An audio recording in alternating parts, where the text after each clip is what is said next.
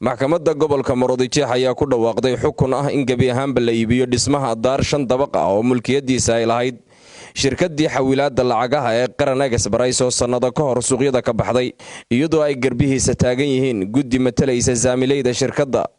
gudoomiyaha maxkamadda gobolka Maroodijeex Axmed Dalmar Ismaaciil waxa uu warbaahinta u sheegay in maxkamaddu ay xukuntay iibka daartan kadib markii dhammaanba ay martay marxaladihii sharci ee dacwad arrintan ku saabsan oo muddo hortaalay maxkamadda. waxa soo dhammaaday dhammaan borosaskii sharci ee loo mari jiray shirkad kacday amba ha yaraatay amba ha weynaato ee ku xusnaa fiqigeena iyo xeerkeena habka madaniga iyo xeerka madaniga labadaba maxkamaddu way martay. haddaba maanta waxay taagan tahay tan iyo 2013kii waxa soo barasay maxkamaddu soo maraysay maanta waxay u bislaatay dacwaddaasi fulin hantidiina way tira kooban tahay hantiday qaran yeelatay maxkamaddu markii ay baaris dheer samaysay wuxuu noqday fooqa maanta ay daba taaganay oo marageedana ay ka kacayaan guddida maxkamadda u magacawday ee nagala shaqeynayay annaguba maanta haddaba waxaan ku dhawaaqaynaa inta af Soomaaliga ku hadasha reer bini aadam oo dhan iyo reer Soomaaliland gaar ahaan maadaama Soomaaliland fooq ku yaalo iyaga loogu horeysay reer Soomaaliland waxaan ku dhawaaqaynaa inuu fooqa qaran iib yahay.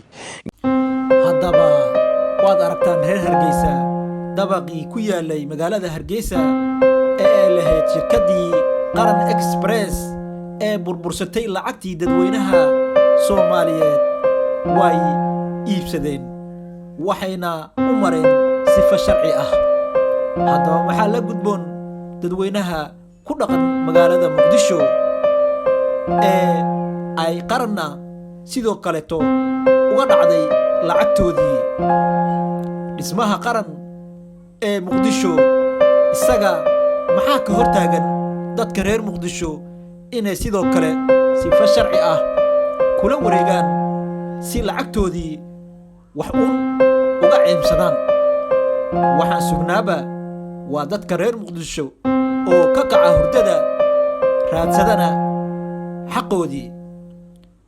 xaqa dadweynaha wax jaabka lagu haysto waa ka weyn yahay. waa la yaqaanaa maamulkii iyo shaqaalihii Qaran Express ee iyaga lacagta kala qaybsaday jaabkana ku shubtay. haddaba dadweynow magaalada Muqdisho dhismaha ku yaallo ha loo qeybiyo dadka xaqa ay ka lunsatay Qaran Express iyadoo loo marayo sifa sharci ah. wabilaahi tawfiiq.